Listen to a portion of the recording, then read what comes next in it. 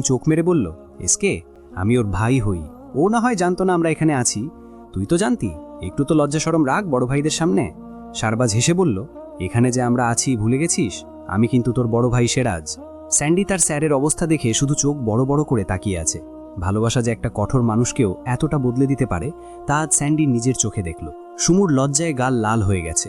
ছোট বোন বড় ভাইদের সামনে কেমন একটা পরিস্থিতিতে পড়ল সে। সেরাজ বন্ধুদের কথার পাল্টা উত্তর না দিয়ে বরং সুমুর লজ্জা পাওয়া মুখটা দেখে ঠোঁট টিপে হাসছে। লজ্জা পেলে নাকি নারীর সৌন্দর্য আরও বৃদ্ধি পায়। সেরাজও আজ দেখছে তার প্রেয়সীর সৌন্দর্য। হঠাৎ সেরাজ সুমুর হাত ধরে তাকে নিয়ে গেল সমুদ্রের একদম পারে। সুমু তাকিয়ে রইল তার খান সাহেবের দিকে। সেরাজ চোখ দিয়ে ইশারা করে আঙুল তাক করে সুমুকে সামনের আকাশের দিকে তাকাতে বলল। সেরাজের হাতের ইশারা বরাবর সুমু তাকালো আকাশের দিকে। আকাশে ফায়ারওয়ার্কস ভেসে উঠেছে। সেখানে বড় বড় করে লেখা, আই লাভ ইউ সুমু। সুমুর চোখ দুটো জলজল করছে। সেরাজ সুমুর কানে মুখ নিয়ে ফিসফিসিয়ে বলল, আমি তোমাকে ভালোবাসি সুমু। সুমু তাকালো তার খান সাহেবের দিকে। আজ শুধু তার অবাক হওয়ার দিন। সে মুখ ফুটে কিছু বলতে নিলে সেরাজ আবারও তাকে চুপ করিয়ে দিল। হাত ধরে আবারও নিয়ে গেল গোলাপের পাপড়ি দিয়ে বিছানো রাস্তার সামনে। চোখ দিয়ে তাকে ইশারা করল পা বাড়ানোর জন্য। সুমু সেরাজের হাতটা জোরে চেপে ধরল। সেরাজ বুঝতে পারল সুমুর ইচ্ছা। দুজনে একসাথে পা বাড়ালো। গোলাপের আর্চের সামনে এসে দাঁড়ালো দুজনে। অমিত এসে একটা লাল গোলাপের বুকে দিল সেরাজের হাতে। সেরাজ বুকেটা হাতে নিল। অমিত সুমুর হাতের ফুলগুলো নিয়ে চলে গেল। সেরাজ কিছুক্ষণ সুমুর দিকে তাকিয়ে থেকে গোলাপ ফুলের বুকে নিয়ে সুমুর সামনে হাঁটু মুড়ে বসল। তারপর ফুলের বুকেটা সুমুর দিকে এগিয়ে দিয়ে বলল, ব্যাচেলার পার্টির রাতে যখন তোমার সাথে আমার প্রথম দেহের সংস্পর্শ হলো, সেদিন তোমার ছোঁয়াতে আমি অন্যরকম কিছু অনুভব করেছিলাম। নিজের ওই অনুভূতিটাকে মিথ্যে প্রমাণ করতে এরপর আস্তে আস্তে আরও অনেকবার তোমাকে ছুঁয়েছি আমি। তখনও সেম অনুভূতিগুলো হচ্ছিল আমার। আমি বুঝতে পারছিলাম না ওগুলো কেমন অনুভূতি। বারবার নিজের মনের বিরুদ্ধে বিদ্রোহ ঘোষণা করতাম আমি। কিছুতেই আমার মনের কথাগুলোকে মেনে নিতে পারছিলাম না। এরপর আস্তে আস্তে মনের কথাগুলোকে মেনে নিতে শুরু করলাম। তারপরেও কোথাও একটা কিন্তু থেকেই গেল। বাট যেদিন এই কক্সবাজারের সমুদ্রের পানিতে তোমাকে তলিয়ে যেতে দেখছিলাম, সেদিন কোনো যেন মনে হচ্ছিল আমার খুব কাছের কেউ আমার থেকে অনেক দূরে চলে যাচ্ছে, যাকে ছাড়া আর নিজেকে ভাবা সম্ভব না। নিজেকে ভালো রাখতে হলেও অন্তত তাকে একান্তই নিজের করে রাখতে হবে। তুমি জানো সুমু, সেদিন আমার পুরো দুনিয়া অন্ধকার হয়ে গিয়েছিল। সেরাজ খান কোনোদিনও কাউকে হারানোর ভয় পায়নি, কিন্তু সেদিন পেয়েছিল। আমার তোমাকে চাই সুমু, নিজেকে ভালো রাখার জন্যেও চাই। তুমি কি সারা জীবনের জন্য পুরো তুমিটাকে আমার নামে লিখে দিবে? সুমু হাত বাড়িয়ে ফুলের বুকেটা নিল। আনন্দে আজ সুমু ট্রমার মধ্যে চলে গেছে, যার ফলে কথা বলতে ভুলে গেছে। সেরাজ বসে থাকা অবস্থায় পকেট থেকে একটা বক্স বের করল। বক্স থেকে একটা ডায়মন্ড রিং বের করে বক্সটা আবারও পকেটে রেখে দিল। সে নিজের বাঁ হাতটা বাড়িয়ে দিল সুমুর দিকে। সুমু একটু সময় নিয়ে নিজের বাঁ হাতটা সেরাজের হাতের ওপর রাখল। সেরাজ খুব যত্ন সহকারে রিংটা সুমুর বাঁ হাতের অনামিকা আঙুলে পরিয়ে দিল। তারপর সুমুর হাতের ওপর আলতো করে ঠোঁট ছুঁয়ে দিল। রাহিন, আয়ুব, শারবাজ আর নিহাল পার্টি পোপার ফাটালো। বাকি সকলে একসাথে হাততালি দিয়ে সিটি মারল। সেরাজ উঠে দাঁড়ালো সুমুর সামনে। সুমু আবারও দিক বেদিক লজ্জা শরম সব ভুলে গিয়ে জড়িয়ে ধরল সেরাজকে। এতেই সেরাজ নিজের উত্তর পেয়ে গেল। রাহিন সামিয়ার চোখ আর আয়ুব নাজমিনের চোখ তাদের হাত দিয়ে ঢেকে দিল। সামিয়া চুপ করে থাকলেও নাজমিন নিজের কনুই দিয়ে আয়ুবকে একটা গুঁতো মারল। ব্যথায় চোখ মুখ কুঁচকে ফেললেও আয়ুব চোখ ছাড়ল না নাজমিনের। সেরাজ সুমুকে বুক থেকে সরিয়ে আলতো করে সুমুর কপালে ঠোঁট ছুঁয়ে দিল। পকেট থেকে বাইকের চাবি বের করে সুমুর সামনে ধরল। তারপর ভ্রু নাচিয়ে সুমুকে কিছু বোঝালো। সুমু আলতো হেসে মাথা উপর নিচু নাড়িয়ে সম্মতি জানালো। সেরাজ সামিয়াদের ইশারা করতেই সামিয়া আর নাজমিন এসে সুমুকে নিয়ে চলে গেল। মিনিট 20 মধ্যেই তারা সুমুকে চেঞ্জ করিয়ে হাজির করল সেরাজের সামনে। পাশেই অন্ধকারের মধ্যে আগে থেকেই চেঞ্জ করার জায়গার ব্যবস্থা করিয়ে রেখেছিল সেরাজ। সুমুর চেঞ্জ হয়ে গেলে সেরাজ গেল চেঞ্জ করতে। মিনিট 5 মধ্যে চেঞ্জ করে ফিরে এলো সে। এখন দুজনের পরনে রাইডিং কস্টিউম। রাহিন বাইক এনে সামনে রাখল। সেরাজ সুমুকে হেলমেট পরিয়ে দিল। তারপর নিজে গিয়ে বাইকে বসে হেলমেট পরে নিল। সে ধীরে হাত বাড়িয়ে দিল সুমুর দিকে। সেরাজের হাতের ওপর হাত রেখে সুমুও বাইকে উঠে পড়ল। হঠাৎ আয়ুব এসে সেরাজকে বলল, ডিনারের ব্যবস্থা করলি, ডিনার করে যাবি না? সেরাজ একটু নিচু কণ্ঠে আয়ুবকে বলল, ওটা তোরা করে নে, আমি এখন অন্য ডিনার করতে যাচ্ছি। আয়ুব কিছু বলতে নেবে তার আগেই সেরাজ বাইক স্টার্ট দিয়ে স্থান ত্যাগ করল। বাইক চলছে ফুল স্পিডে। সুমুর সাথে থাকায় সেরাজ প্রথমে নর্মাল স্পিডে চালালেও এখন সুমুর আশকারায় ফুল স্পিডে চালাচ্ছে। সুমুর ভাষ্যমতে বাইক যদি গরুর গাড়ির স্পিডে চালাবেন তাহলে বাইক বাদ দিয়ে গরুর গাড়ি আনতেন। কথাটা শুনে সেরাজ হেসে ফেলেছিল। তারপর বাইকের স্পিড ফুল বাড়িয়ে দিয়েছিল। হঠাৎ সুমু দাঁড়িয়ে 2 হাত মেলে দিল। উপভোগ করতে লাগলো এমন সুন্দর মুহূর্ত। হঠাৎ কি যেন মনে করে আবারও সে পেছন থেকে জড়িয়ে ধরল সেরাজকে। আচমকাই সেরাজ বাইক থামিয়ে দিল। সুমু কিছু বলতে নিবে তার আগেই সুমুর দিকে তাকিয়ে সুমুর কোমর চেপে ধরে তাকে উঁচু করে নিজের দিকে ঘুরিয়ে সামনে এনে বসালো। সুমুর দুপা সেরাজের দুই উরুর উপর। সেরাজ আরও জোরে সুমুর কোমর চেপে ধরে একদম নিজের সাথে মিশিয়ে নিল তাকে। সুমুর হাইট এখন সেরাজের থেকে 2-3 ইঞ্চি বেশি হয়ে গেল। সেরাজ যত্ন সহকারে সুমুর হেলমেট খুলে দিয়ে নিজেরটাও খুলে ফেলল। তারপর সে নেশাগ্রস্ত দৃষ্টিতে সুমুর দিকে কাকিয়ে বলল, এখন আমি এমন একটা কিছু করব যার জন্য তুমি নিজেকে 2 সেকেন্ডের মধ্যে প্রস্তুত করো। কথাটা বলতে দেরি হলেও সুমুর ওষ্ঠজোড়া নিয়ে ওষ্ঠের আয়ত্তে নিতে দেরি করল না সেরাজ। ওভাবেই কেটে গেল মিনিট খানেক সময়। সুমুর দম নেওয়ার জন্য হাঁসফাঁস করছে। সেরাজ তবুও ছাড়ল না সুমুকে। মনে হচ্ছে অনেক দিনের পিপাসা একবারে মিটিয়ে নিচ্ছে সে। সুমুর ছটফট আরও বেশি বাড়তেই সেরাজ ছেড়ে দিল সুমুকে। ছাড়া পেতেই প্রাণ ভরে জোরে জোরে শ্বাস নিল সে। সুমুর ওষ্ঠজোড়া রক্তের মতো লাল হয়ে গেছে। তীর তীর করে কাঁপছে তার ওষ্ঠজোড়া। সুমুর অবস্থা দেখে সেরাজ বড় করে ঢোক গিলে ঠোঁট টিপে হেসে বলল, আরও একবার হবে নাকি সুইটহার্ট? সুমু সেরাজের কথা শুনে 2 হাত দিয়ে নিজের ওষ্ঠ ঢেকে ফেলল। সেরাজ জোর করে সুমুর হাত দুটো সরিয়ে দিয়ে আলতো করে চুমু খেলে তার ওষ্ঠে। সুমু সেরাজকে জড়িয়ে ধরে মুখ লুকালো সেরাজের বুকে। সেরাজ মুচকি হেসে বাইক স্টার্ট করল। রিসোর্টে ফিরতে ফিরতে রাত 3টে বাজল সুমুদের। রাহিনরা সকলে শুয়ে পড়েছে। রুমে ঢুকেই সেরাজ হতভম্ব হয়ে গেল। পুরো রুমটা তাজা ফুল আর ক্যান্ডেল দিয়ে সাজানো। সেরাজ খুব ভালো করেই বুঝতে পারছে এগুলো তার বন্ধুদের প্ল্যান।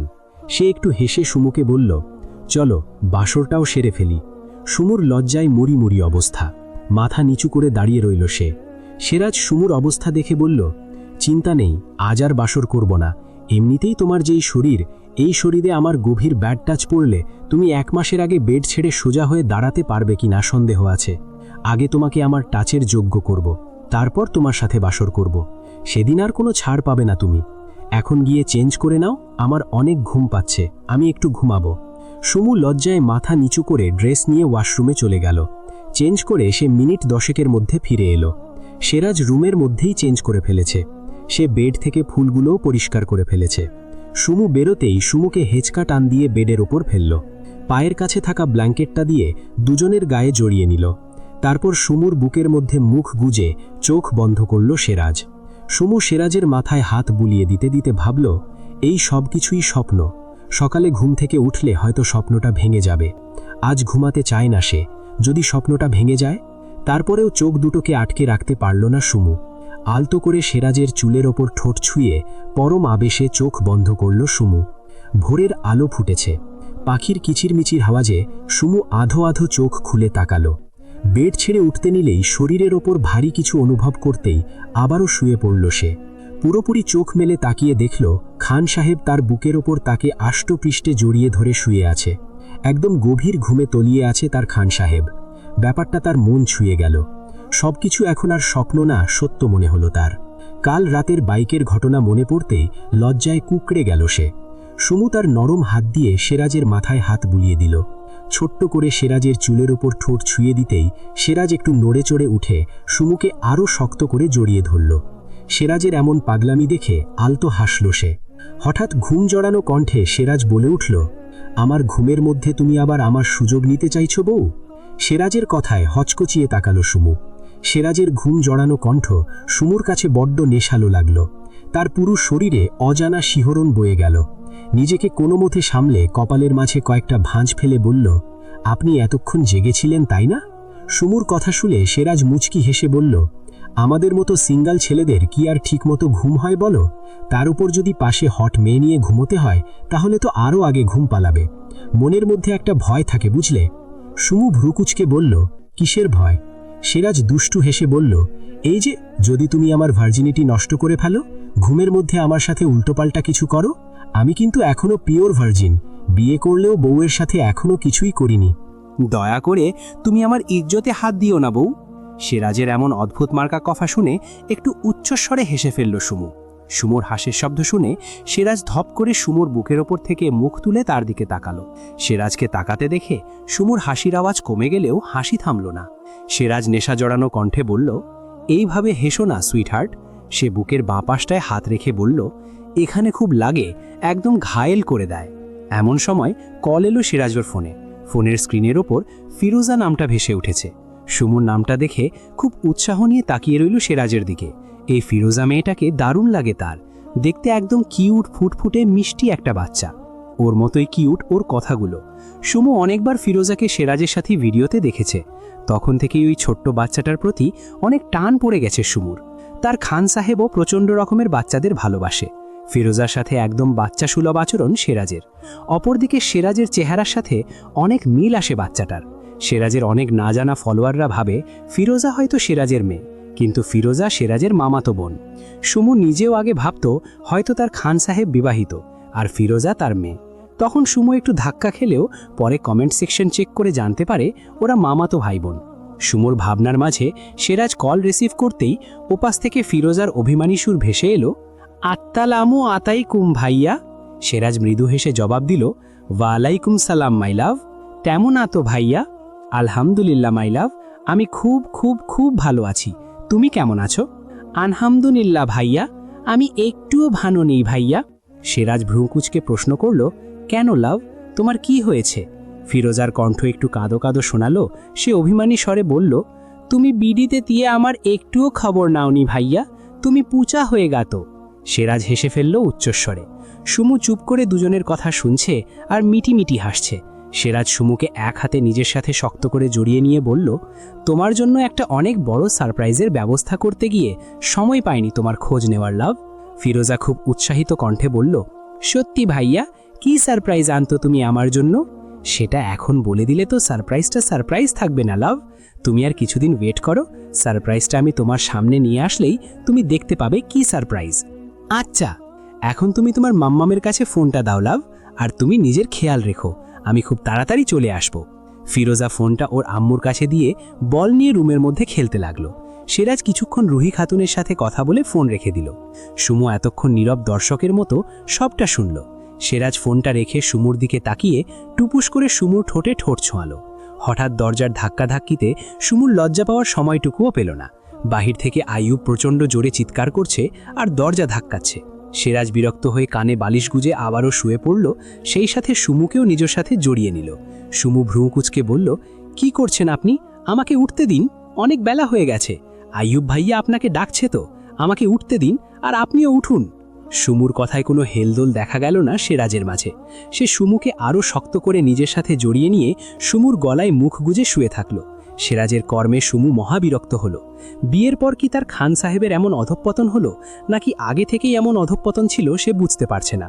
বাহির থেকে সকলের চিৎকার শোনা যাচ্ছে এখনো। লজ্জায় সুমুর এখন কচু গাছের সাথে গলায় দড়ি দিতে ইচ্ছা করছে। এই পালোয়ানের মতো শরীরটাকে তার নিজের ওপর থেকে ওঠানো সম্ভব নয়।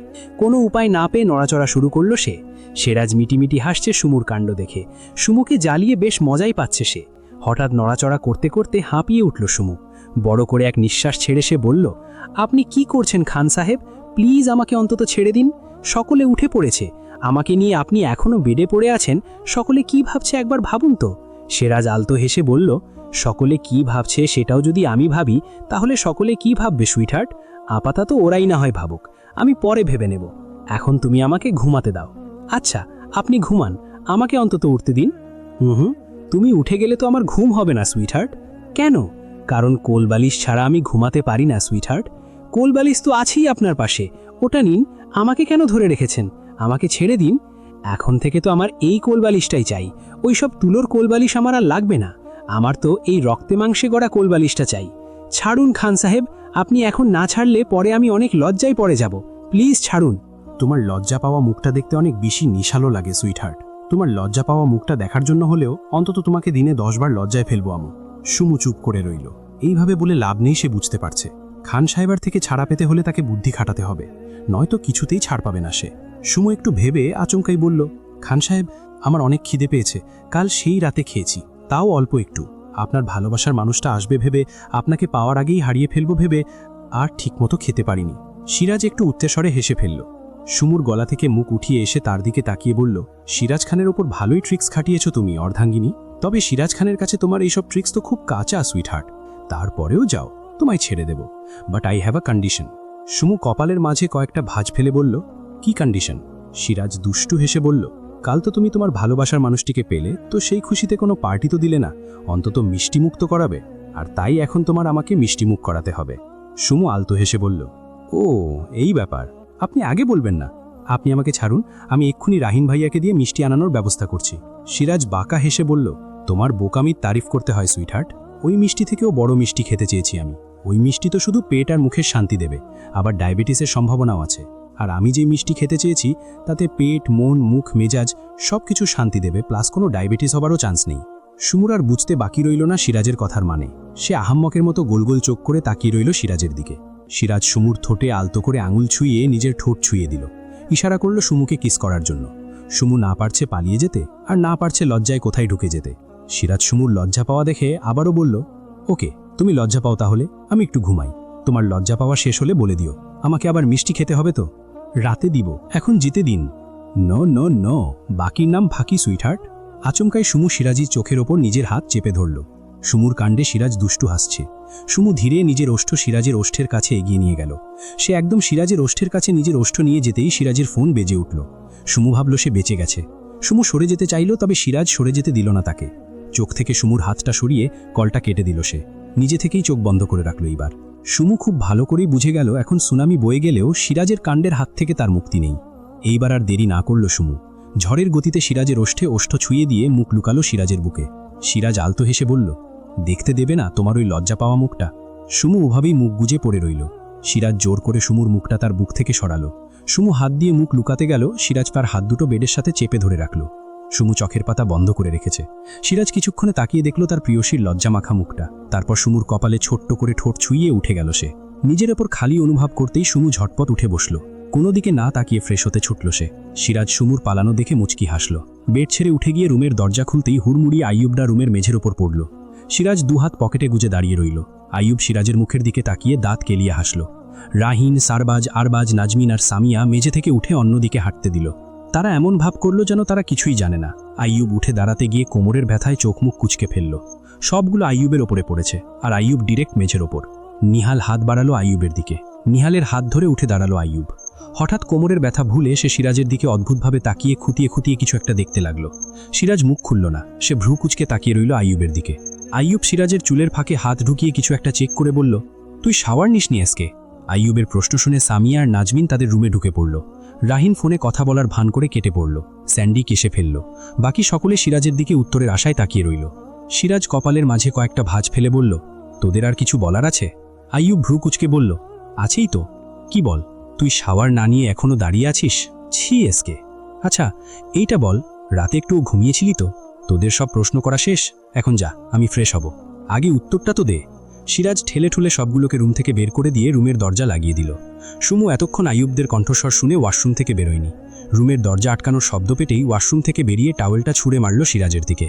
সিরাজ টাওয়েলটা ক্যাচ করে সুমুকে টেনে কাছে এনে বলল, কি হয়েছে সুইটহার্ট, রেগে আছো মনে হচ্ছে? সুমু রাগ দেখিয়ে কিছু বলতে নিবে তখনই সিরাজের ফোনটা বেজে উঠল। সিরাজ মহাবিরক্ত হলো।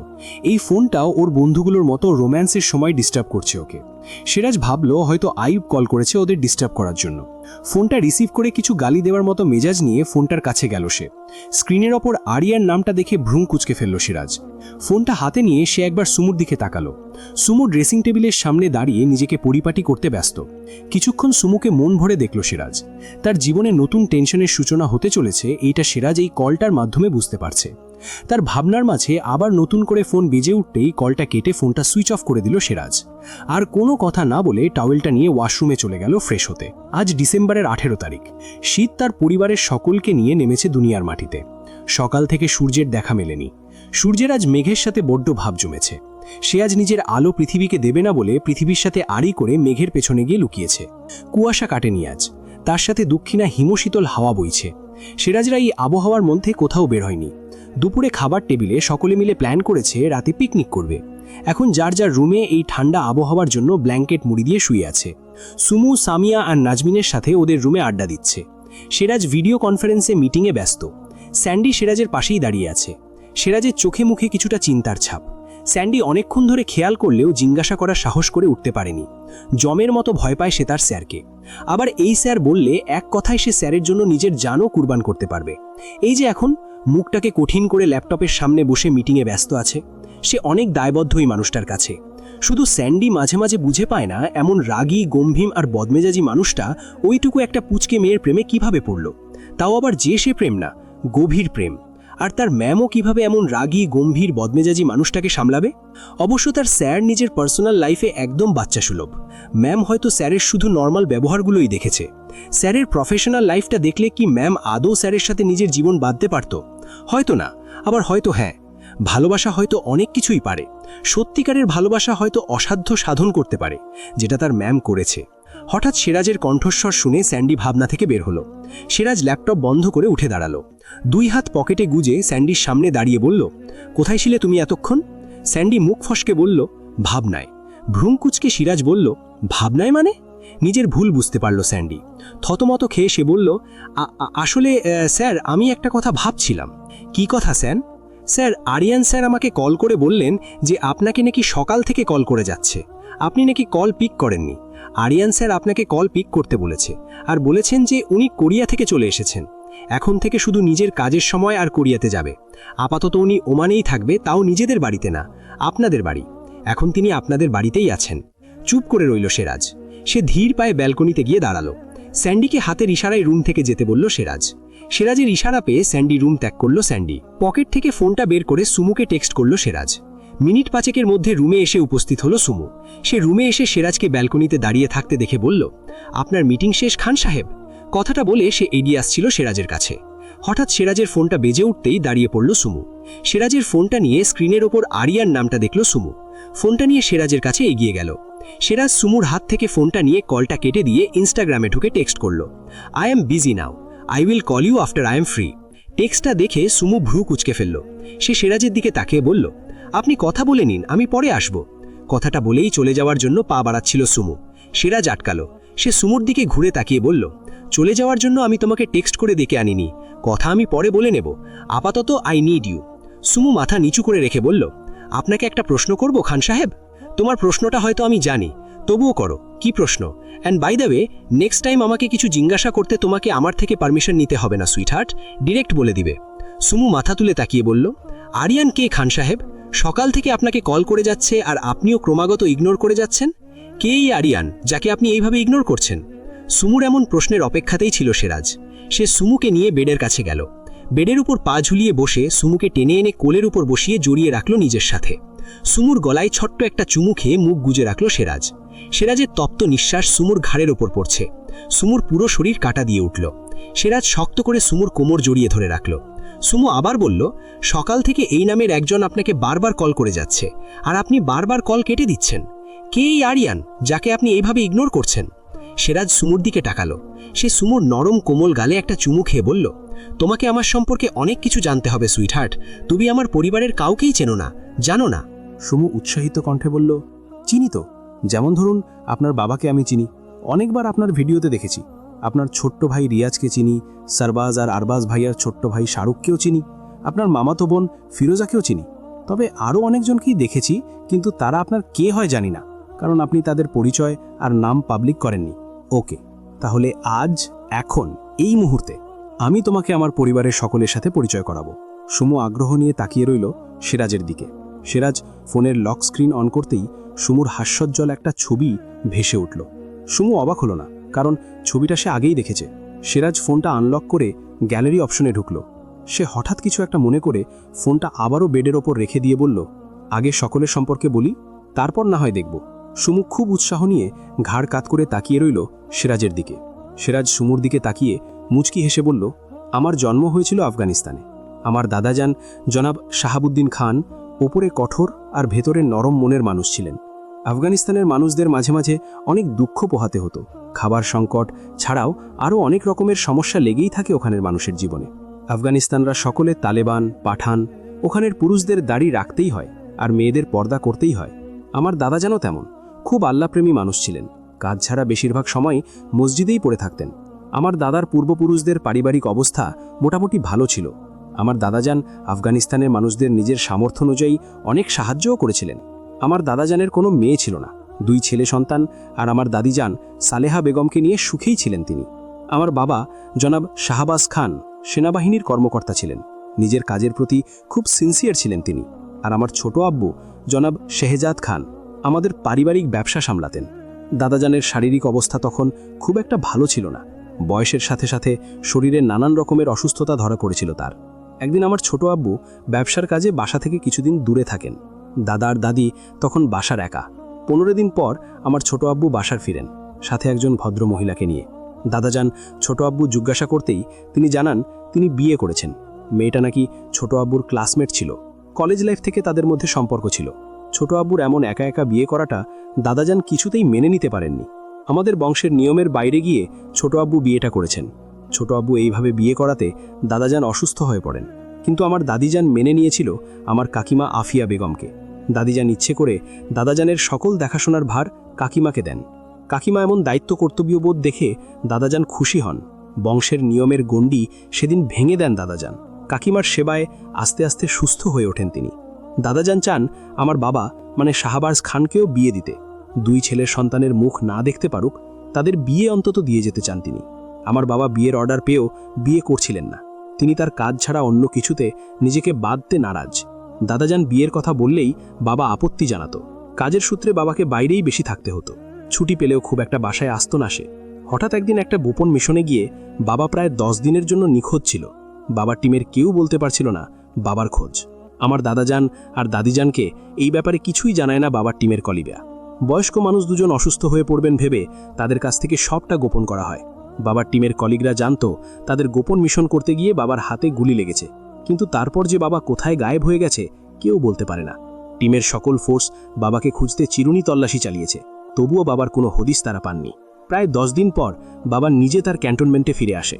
বাবার টিমের সকলে সেদিন বাবাকে অক্ষত অবস্থায় দেখে খুব খুশি হয়। সেই সাথে অনেক প্রশ্নের জর্জরিত করে ফেলে তাদের।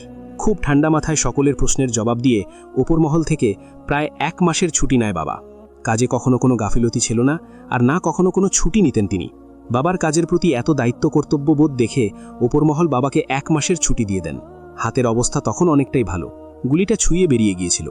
1 মাসের ছুটিতে বাড়িতে এসে বিয়েতে মত প্রকাশ করেন। সেই সাথে এও বলেন মেয়ে তার নিজের পছন্দ করা আছে। দাদাজান খুব খুশি হন। দাদিজান বাবার হাতের কথা জিজ্ঞাসা করতেই বাবা বলেন কিছুদিন আগে একটা গোপন মিশনে গিয়ে তার হাতে গুলি লাগে। গুলি খেয়ে আহত হয়েও তিনি মিশন থেকে সরে যাননি, হাতে ক্ষত নিয়ে পুরো মিশন কমপ্লিট করেন। পরিস্থিতি যখন নিজেদের হাতের মধ্যে, তখন তিনি মিশন থেকে সরে যান। তিনি ভরসা রেখেছিলেন তার টিমের ওপর, বাকিটা ওরা সামলে নিতে পারবে তিনি জানতেন। গোলাগুলি তখনও চলছিল বলে তিনি তার টিমের লোকদের কাছে পৌঁছতে পারেননি। হাতে ক্ষত নিয়ে তিনি লোকালয়ে চলে আসেন। প্রচণ্ড রকমের রক্তক্ষরণের ফলে জ্ঞান হারান তিনি। পরের দিন সকালে জ্ঞান ফিরতেই নিজেকে হসপিটালের বেডে আবিষ্কার করেন। নার্সকে জিজ্ঞাসা করতেই নার্স বলেন কিছু লোক তাকে এখানে নিয়ে এসেছে। তাদের সাথে অল্প বয়সী কিছু মেয়েও ছিল। তার মধ্যে একটা মেয়ে বাবাকে নিয়ে একটু বেশি ডেসপারেট ছিল। সিরাজ একটু থেমে আবারও বলতে শুরু করল। সেদিন রাতে মেয়েটি আবারও দেখা করতে আসে বাবার সাথে। বাবা মেয়েটির সাথে কথা বলে জানতে পারে মেয়েটি ওমানের নাম্বার 1 এসি ফিল্ম ইন্ডাস্ট্রির একমাত্র ওনার জনাব আফতার চৌধুরী আর তার ছোট ভাই আদনান চৌধুরীর একমাত্র ছোট বোন অনন্যা চৌধুরী। সুমু কিছু বলতে নিল। সুমুর ঠোঁটে নিজের আঙুল চেপে ধরে সুমুকে চুপ করিয়ে দিয়ে বলল, আমি তোমার প্রশ্নটা জানি, উত্তরটা তুমি নিজে থেকেই পেয়ে যাবে। তবে হ্যাঁ, আমার কথার মাঝখানে তুমি আমাকে কোনো প্রশ্ন করবে না। তোমার যত প্রশ্ন তুমি সব আমাকে আমার কথা শেষ হবার পরে জিজ্ঞাসা করবে। তবে আমার মনে হয় সবটা শোনার পর তোমার আর কোনো প্রশ্ন করার থাকবে না, কিন্তু যদিও থাকে তখন করবে, আমি বলবো। একটু থামল সে, কিছুটা দম নিয়ে আবারও বলল, মেয়েটার সাথে কথা বলে বাবা জানতে পারে মেয়েটা তার বন্ধুদের সাথে আফগানিস্তানে এসেছে আফগানিস্তানের অভুক্ত মানুষদের সাহায্য করতে। মেয়েটি বাবার সেবা করেন। এতেই দুজনের মধ্যে আস্তে আস্তে ভালোবাসার সম্পর্ক গড়ে ওঠে। বাবা মেয়েটিকে বিয়ের প্রস্তাব দেন। মেয়েটি রাজি হয়। তিনি তার বড় ভাই আফতাব চৌধুরীকে কল করে বাবার কথা বলতেই আফতাব চৌধুরী বলেন তিনি নেক্সট উইক আফগানিস্তানে আসবেন। বাবার যেন তখন তার পরিবার নিয়ে ওনার কাছে বিয়ের প্রস্তাব রাখেন। এরপর বাবা বাড়ি ফিরে দাদাজানকে আর চাচ্চুকে নিয়ে আফতাব চৌধুরীর কাছে যান। আফতাব চৌধুরী আর আদনান চৌধুরীর খুব আদরের বোন আমার আম্মু অনন্যা চৌধুরী। বড় মামা প্রস্তাবে রাজি হয়ে যান। বড় মামা আর ছোট মামার ইচ্ছে ছিল অনেক ধুমধাম করে তাদের বোনের বিয়ে দেবেন, কিন্তু আমার দাদাজানের ইচ্ছেতে বিয়েটা মসজিদে গিয়ে ইসলামী মোতাবেক মেনে হয়। আম্মু আর আব্বুর বিয়ের 6 মাসের মাথায় আমার বড় মামা আফতাব চৌধুরী সাউথ কোরিয়াতে চলে যান নিজের ফিল্মের শ্যুটের কাজে। তখন আমার কাকিমা 5 মাসের প্রেগনেন্ট। বড় মামা কোরিয়াতে গিয়ে ওখানে একজন জনপ্রিয় মডেল মৌ সেনের সাথে সম্পর্কে জড়িয়ে যান। তাদের সম্পর্ক 5 মাস চলতেই মামা জানতে পারেন মৌ সেন 4 মাসের প্রেগনেন্ট, কিন্তু তিনি বাচ্চাটা নষ্ট করে ফেলতে চান নিজের ক্যারিয়ারের জন্য। বড় মামা কিছুতেই তার গার্লফ্রেন্ডের এমন সিদ্ধান্তে রাজি হননি। তিনি মৌসেনকে কথা দেন যে বিয়েটা করে বাচ্চা হয়ে গেলে মামা কোনোদিনও তার ক্যারিয়ারের প্রতি বাধা হয়ে দাঁড়াবে না, শুধু তার বাচ্চাটা চাই। মৌসেনকে অনেক বোঝানোর পর তিনি রাজি হন। অবশ্য তিনি মামাকে খুব ভালোও বাসতেন, কিন্তু বিয়ে বাচ্চা এইসব তার ভাবনার বাহিরে ছিল। মৌসেন ছিলেন খ্রিস্টান আর আমার বড় মামা মুসলিম, কিন্তু মামার কথাই বিয়েটা হয় আমাদের ইসলামী মোতাবেক মেনে। মৌসেনের এইসব ধর্ম নিয়ে কোনো মাথা ব্যথা ছিল না। বিয়ের দিন রাতেই মৌসেনকে দিয়ে আমার মামা ইসলাম ধর্ম গ্রহণ করায়, আর এও কথা দেন তিনি ইসলাম ধর্ম গ্রহণ করলেও মামা কোনোদিনও তাকে কোনো কিছুর জন্য জোর করবেন না। তিনি আগে যেমন স্বাধীন চেতন মানুষ ছিলেন, আজীবন তাই থাকবেন। এদিকে 9 মাসের শুরুতেই ডেলিভারি হয় আমার কাকিমার। তার কোল জুড়ে ফুটফুটে একটা ছেলে সন্তান আসে। দাদাজান খুশি হয়ে বাচ্চাটার নাম দেন সারবাজ। কিন্তু কেউ এটা জানতো না আমার আম্মুও তখন 3 মাসের প্রেগনেন্ট। অবশ্য আম্মু নিজে থেকেই জানায়নি কাউকে। আম্মু ভেবেছিল আব্বু বাড়িতে ফিরলে তাকে আগে খবরটা দিবে। সারবাজের বয়স তখন 1 মাস। আব্বু বাড়িতে আসেন। আম্মু খুশির খবর আব্বুকে দেন। বড় মামা মামানিকে নিয়ে বিয়ের পরের দিনই ওমানে ফিরে আসেন, আর মামানিকে আমাদের বাসায় রাখেন। একদিকে নিজের বউ 4 মাসের প্রেগনেন্ট, অন্যদিকে নিজের ছোট বোন 3 মাসের প্রেগনেন্ট। তার উপর বাসায় আরও একটা 1 মাসের বাচ্চা আছে। সকলের খুশি আর ধরে না। আমার মামানিকে 9 মাস 10 দিনে ডেলিভারি করানোর জন্য হসপিটালে অ্যাডমিট করানো হয়। তখন আমার আম্মুর প্রেগনেন্সির 8 মাস 8 দিন চলে। সকলে মিলে হসপিটালে যান। আম্মুকে যেতে বারণ করা হলেও আম্মু কারো কথা শোনেনি। আর সেদিন রাতেই আমার দাদাজান হঠাৎ স্ট্রোক করে ইন্তেকাল করেন। হসপিটালে তখনও মামানির ডেলিভারি শুরু হয়নি। হসপিটালে খবরটা আম্মুর কানে যাওয়ার পর আম্মু কান্নায় ভেঙে পড়েন। আম্মুর বাবা মা না থাকায় আমার দাদাজান আর দাদিজানকে নিজের মা বাবার আসনে বসিয়েছিলেন তিনি। মামারা আম্মুকে ধরে রাখতে পারেন না। পাগলের মতো ওই অবস্থায় হসপিটাল থেকে বেরোতে গিয়ে হসপিটালের মেঝের ওপর পড়ে যায়। আম্মুর তখন অবস্থা অনেক ক্রিটিক্যাল। ডাক্তার জানায় এক্ষুনি ডেলিভারি করতে হবে। যেভাবে পড়েছে এক্ষুনি অপারেশন না করলে দুজন কেউকেই বাঁচানো সম্ভব নয়। আমার আম্মু আর মামানির সেদিন একসাথে ডেলিভারি হয়। আম্মুর অবস্থা খারাপ হওয়ায় আম্মুর ডেলিভারি আগে করানো হয়। সেদিন হসপিটালে 2 ঘরে 2টো পুত্র সন্তান হলো। মামা তার সন্তানকে কোলে নিয়ে নাম রাখল আরিয়ান চৌধুরী, আর আমার বাবা ভিডিও কল দিয়ে সন্তানের মুখ দেখে নাম রাখল সিরাজ খান। আমার বাবা সেদিন কিছুক্ষণের জন্য এসেছিলেন। আমার দাদাজানকে দাফন করে আবারও চলে গেছিলেন তার কাজের জায়গায়। আম্মুর কাছে আসার মতো সময় তার হাতে ছিল না। এতে আম্মু একটুও রাগ করেননি বাবার ওপর। দাদাজানের মৃত্যুর 6 মাসের মাথায় দাদিজানও ইন্তেকাল করেন। দাদাজানের বেলায় বাবা আসলেও দাদিজানের বেলায় বাবা আসতে পারেননি। দাদাজানের পাশেই দাদিজানকে দাফন করা হয়। তারপর বাবাও চাকরিটা ছেড়ে দেন। তার 2 মাস পর আমার পুরো পরিবার ওমানে শিফট হয়। তারপর থেকেই আমরা ওমানে থাকি। আর মামানি তো আরিয়ানের জন্মের 1 মাসের মাথায় কোরিয়াতে ফিরে যান। বড় মামাও কিছু বলেনি মামানিকে। আমার আম্মু আমাকে আর আরিয়ানকে একসাথে বড় করেছেন। তুমি জানো আরিয়ান দেখতে একদম ওর মায়ের মতো। তোমাদের ভাষায় কোরিয়ান বয়। সারবাজ আমার আর আরিয়ানের বড়, তবে 1 বছরেরও বড় না। আর আরিয়ান আর আমার একই দিনে জন্ম হয়। রাতে। তাই আমরা 3 জন সমবয়সী। বড় মামা মাঝে মাঝে আমাদের বাড়িতে এসে আরিয়ানকে দেখে যেতেন। আমাদের যখন 5 বছর বয়স, তখন মামানি আমারও ওমানে ফিরে আসেন। আর তিনি এসেই আরিয়ানকে নিয়ে যান আমাদের বাড়ি থেকে, আর বলেন যে এখন থেকে তার ছেলে নাকি তার কাছেই থাকবে। অথচ দেখো 5 বছরে একটা বারের জন্যও আরিয়ানকে দেখতে আসেনি। যখন আরিয়ান খুব কাঁদত ওর মায়ের জন্য, তখনই শুধু ফোনে কথা বলিয়ে দেওয়া হতো, সেটাও 2-3 মাস পর পর। তার নাকি ফোনে কথা বলার মতো সময় হতো না। তবে হ্যাঁ, আরিয়ানের প্রতি বার্থডেতে এক্সপেন্সিভ গিফট পাঠাতে ভুলতেন না তিনি। ওমানে ফিরে আসার 1 বছরের মধ্যে মামানি আবারও প্রেগনেন্ট হয়। একটা কন্যা সন্তানের জন্ম দেন তিনি, যার নাম রাখা হয় রোজা। রোজার জন্মের 1 বছর পর মামানি আরিয়ান আর রোজাকে নিয়ে কোরিয়াতে চলে যান। এরপর মাঝে মধ্যেই ওমানে আসতেন। আরিয়ান পড়াশোনা শেষ করে বড় মামার পারিবারিক ব্যবসা আর ফিল্ম ইন্ডাস্ট্রিতে ঢুকে পড়ে। রোজা বড় মামানির মতোই মডেলিং করে। তুমি কোরিয়ান ড্রামা দেখো সুইটহার্ট? হ্যাঁ দেখি। কোরিয়ান ড্রামাতে হিরো ভিলেন দুটোর উপরই ক্রাশ খাই আমি। সুমুর কথা শুনে রেগে গেল সেরাজ। সে সুমুর কোমরে জোরে চেপে ধরে দাঁতে দাঁত চেপে বলল, ওয়ার্নিং দিচ্ছি সুইটহার্ট, তোমার এই মুখে আমি ছাড়া অন্য কোনো পুরুষের নাম আর কোনোদিনও নিলে তুমি থাকবে, কিন্তু অন্য ছেলের নাম নেওয়ার জন্য তোমার এই সুন্দর মুখটা আর থাকবে না। হেসে ফেলল সুমু। সেরাজের কথাগুলো মজার ছলে নিল সে। সেরাজের গলা জড়িয়ে ধরে তার কাঁধে মাথা রেখে বলল, আচ্ছা আর নিব না, আপনি তারপর বলুন, কোরিয়ান হিরো আরিয়ান চৌধুরীকে চিনো? কাঁধ থেকে মাথা তুলে সেরাজের দিকে চোখ বড় বড় করে তাকালো সুমু। সুমুর অবস্থা দেখে মিটিমিটি হাসছে সেরাজ। অবাকের স্বরে সুমু বলল, মানে ওই আরিয়ান চৌধুরী আপনার মামাতো ভাই? এটাও সত্যি? আপনি জানেন আমার সব বান্ধবীরা ওনাকে কত পছন্দ করে, ইভেন কথাটা শেষ করতে পারল না সুমু। সেরাজ সুমুর ওষ্ঠ নিজের আয়ত্তে নিয়ে নিয়েছে। তবে এই ছোঁয়া কমুন ছোঁয়া না। সেরাজ রীতিমতো যুদ্ধ চালাচ্ছে সুমুর ওষ্ঠের ওপর। ব্যথায় চোখ মুখ কুঁচকে ফেলেছে সুমু। তার চোখের পানিতে দুজনের গাল ভিজে গেছে। হাত দিয়ে সেরাজের পিঠ আর চুল চেপে ধরেছে সে। সুমুর নখ বসে গেছে সেরাজের পিঠে।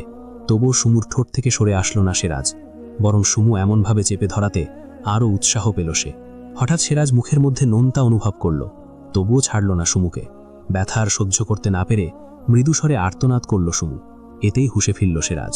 সে ছেড়ে দিল সুমুর ওষ্ঠ। সুমুর ওষ্ঠের অবস্থা বেহাল, এখনও চোখ বন্ধ করে রেখেছে সে। তার ঠোঁটের ওপর রক্ত দেখে সেরাজ হেসে বলল, ও, এই নোনতা স্বাদটা ব্লাডের ছিল, আর আমি ভাবলাম হয়তো মিষ্টি বেশি খাওয়ার ফলে মিষ্টিটা নোনতা স্বাদ ধারণ করেছে। কোনো কথা বলল না সুমু। সে চোখ মেলে পর্যাপ্ত তাকালো পর্যন্ত। সেরাজ দুষ্টু হেসে পুনরায় বলল, এখনো চোখ অফ করে আছো কেন? আবারও একবার মিষ্টি খাওয়াতে চাও নাকি? এমনিতেও চুমু খাবার পর তোমার ঠোঁট জোড়া আরও বেশি নেশালো লাগছে, আফিমের মতো টানছে আমাকে। তুমি চাইলে আরও একবার। চোখ মেলে তাকালো সুমু। চোখ দিয়ে এখনো পানি পড়ছে তার। সেরাজ ঠোঁট এগিয়ে নিল সুমুর গালের কাছে। ঠোঁট দিয়ে শুষে নিল সুমুর চোখের পানি। তারপর ঠোঁট সরিয়ে সুমুর দিকে তাকিয়ে বলল, ইউ নো হোয়াট সুইটহার্ট, শুধু তুমি না, তোমার চোখের পানিটাও আমার কাছে তোমার মতোই মূল্যবান। আর এত মূল্যবান জিনিস আমি তো মাটিতে পড়তে দিতে পারি না। সে পকেট থেকে রুমাল বের করে সুমুর ঠোঁটের রক্ত মুছে দিয়ে বলল, এইটা শুধু ট্রেলার ছিল সুইটহার্ট, আমার কোনো কথাকেই হালকাভাবে নিও না। সুমু আলতো হাসল। সে ঠোঁটের ব্যথাকে ইগনোর করে বলল, এই ছোঁয়ায় কি আপনি খুশি হয়েছেন? সেরাজ অকপটে উত্তর দিল, খুব, একদম আমার মনের মতো ছোঁয়া হয়েছে এটা। তাহলে এরকম ছোঁয়া আমি বারবার স্বেচ্ছায় আপনার থেকে গ্রহণ করতে রাজি আছি। আপনার খুশির জন্য জান কুরবান খান সাহেব। সেখানে এইটুকু ব্যথা তো কিছুই না। আপনার খুশির জন্য যে কোনো ব্যথাকে লক্ষ কোটি গোলাপের শুভেচ্ছা দিয়ে আমার জীবনে স্বাগত জানাই, তবে সেটা শুধুমাত্রই আপনার জন্য। সিরাজ আলতো করে ঠোঁট ছোঁয়ালো সুমুর ক্ষতবিক্ষত ঠোঁটে।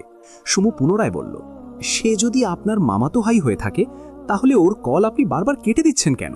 কিছু প্রশ্নের উত্তর না হয় এখন তোমার না জানাই থাক। এই সব প্রশ্নের উত্তর তুমি তোমার শ্বশুরবাড়িতে গিয়ে আস্তে আস্তে জানতে পারবে। আপনার মামা যদি ফিল্ম ইন্ডাস্ট্রির এত বড় প্রডিউসার হয় তাহলে আপনিও অবশ্যই অনেকবার ফিল্মের জন্য ডাক পেয়েছেন। এমনিতেই আপনি যা দেখতে বলিউডের কোনো হিরোর থেকেও কোনো অংশে কম নন, আর বডি ফিটনেস তো জাস্ট মারাত্মক। আপনার সৌন্দর্যের ব্যাখ্যা করা অসম্ভব। হ্যাঁ, ডাক এসেছে আমার, শুধু মামার থেকে না, বলিউডের আরও অনেক প্রডিউসারদের থেকেও এসেছে। আমি গ্রহণ করিনি। এসব অভিনয় জগৎ আমার জন্য না সুইটহার্ট। আচ্ছা খান সাহেব, আপনার পরিবার আমাকে যদি মেনে না নেয় তখন কি হবে?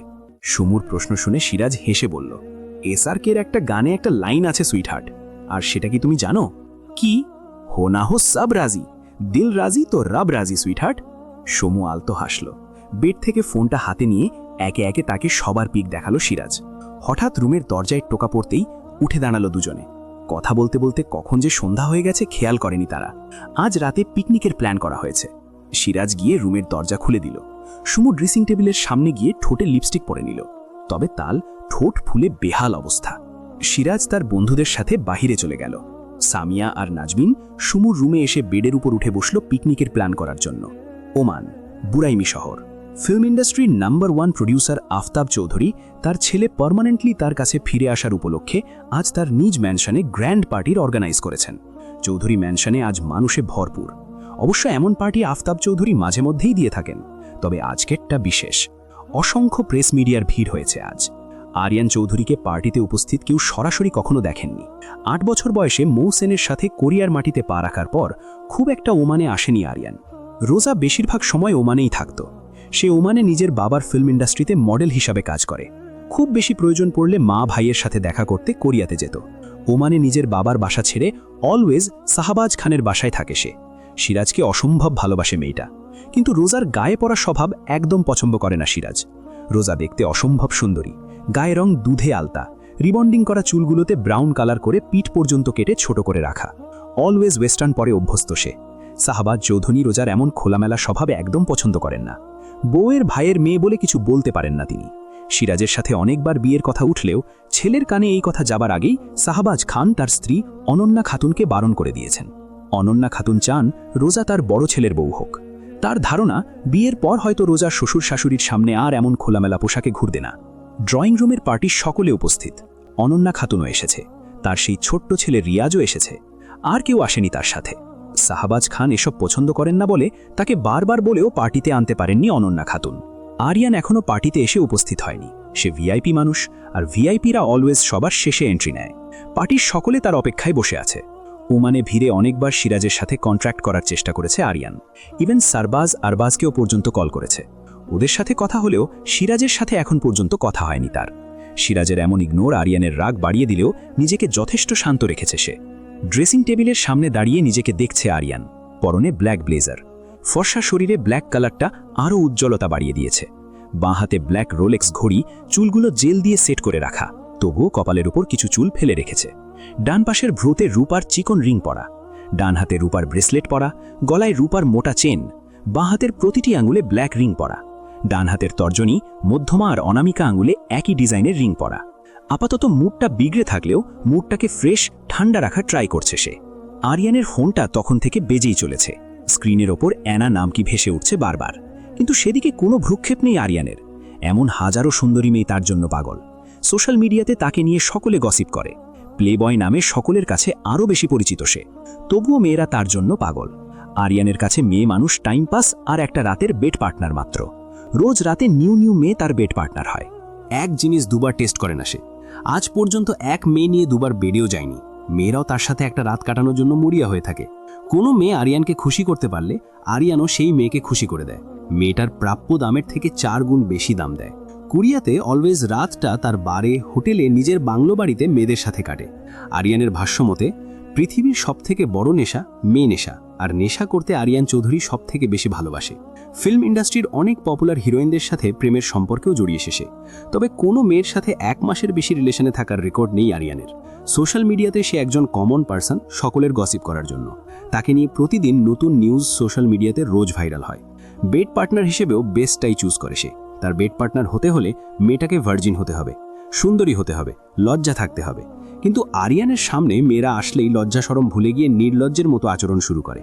এর জন্য অনেক মেয়ে আরিয়ানের এক রাতে বেড পার্টনার হওয়ার থেকেও হেজেক্ট হয়েছে। একটা মেয়েকে ছুঁতে গেলে সে যদি লজ্জায় কুঁকড়ে না যায়, তাহলে নাকি তার সাথে রাত কাটিয়ে মজা পায় না আরিয়ান।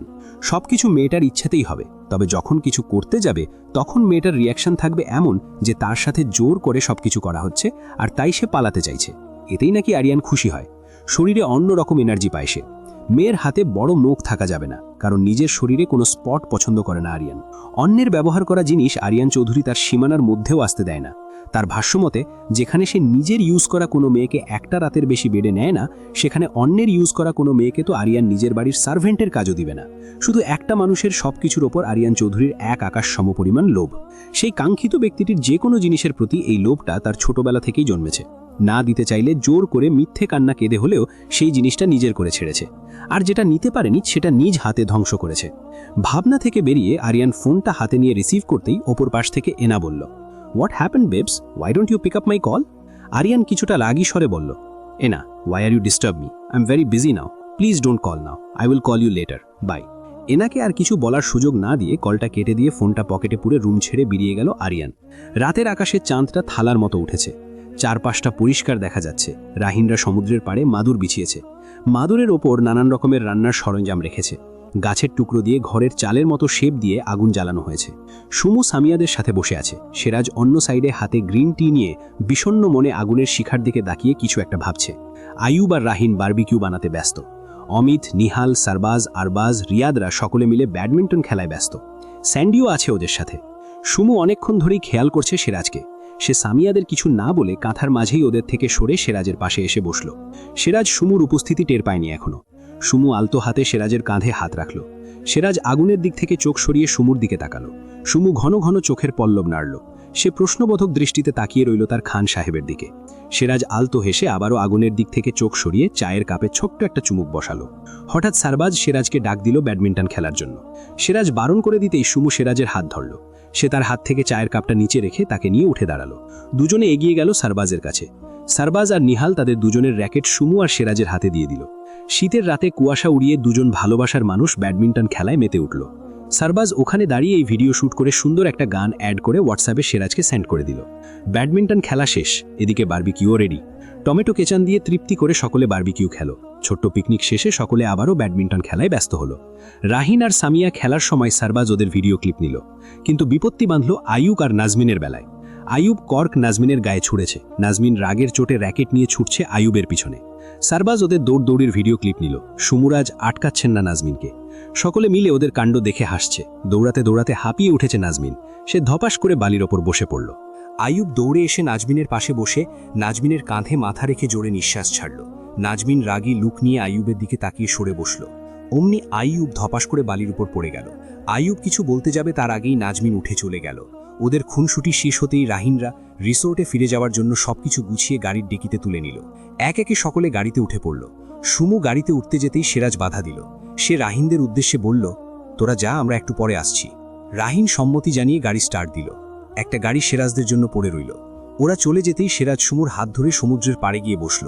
সুমু সিরাজের কাঁধে মাথা রেখে বসল। সিরাজ তার হাত দিয়ে নিজের সাথে জড়িয়ে রাখল সুমুকে। সমুদ্রের পানির ওপর চাঁদের আলো চিকচিক করছে। সুমু সমুদ্রের দিকে কিছুক্ষণ তাকিয়ে থেকে বলল, আপনার কি হয়েছে খান সাহেব? কিছু না। তাহলে কি নিয়ে এত ভাবছেন আপনি? ভাবছি তোমাকে নিয়ে খুব তাড়াতাড়ি ওমানে ফিরে যেতে হবে। বিজনেসের অনেক ক্ষতি হয়ে যাচ্ছে। স্যান্ডিও এখানে, না জানি ওদিকে কি হচ্ছে। তার উপর থেমে গেল সিরাজ। বাকিটা শোনার জন্য আর প্রশ্ন করল না সিরাজকে। সুমু জানে তার খান সাহেবের যখন ইচ্ছে করবে তখনই কথাটা সে নিজে থেকেই পুরো শেষ করবে। সিরাজ কিছুক্ষণ চুপ করে থেকে হঠাৎ করে বলল, ভিজবে সুইটহার্ট? সুমু অবাক হয়ে তাকিয়ে বলল, ভিজবো মানে? সিরাজ উঠে দাঁড়িয়ে সুমুর দিকে হাত বাড়িয়ে দিল। সুমু সিরাজের হাত ধরে উঠে দাঁড়ালো। সিরাজ সুমুর হাত ছেড়ে দিয়ে পা থামিয়ে ফেলল। তবে সুমুর দিকে ফিরে তাকালো না। সুমু বড় বড় করে দুবার নিঃশ্বাস ছেড়ে চট করে সিরাজ হাত আঁকড়ে ধরে নিজে থেকেই তাকে নিয়ে এগিয়ে গেল সমুদ্রের পানির দিকে। বুক সমান পানিতে নামল দুজনে। শীতের রাতে পানি ভীষণ ঠান্ডায় হওয়ায় সুমু কাঁপতে লাগল। সিরাজ তার বলিষ্ঠ দুহাতের বাহুতে সুমুকে এমনভাবে আগলে রাখল যেন ছেড়ে দিলেই কোথাও হারিয়ে যাবে। হঠাৎ সে সুমুর দিকে নেশাগ্রস্ত চোখে তাকিয়ে বলল, ভয় পেয়েও নামলে কেন পানিতে? সুমু মৃদু হেসে বলল, সুমুর সাথে সুমুর ঢাল রয়েছে। সুমু জানে এই ঢাল সুমুকে সমস্ত বিপদ থেকে রক্ষা করবে। এই ঢালের ভরসায় শুধু পানি কেন, আগুনকেও ছুঁয়ে দিতে রাজি আছে সুমু।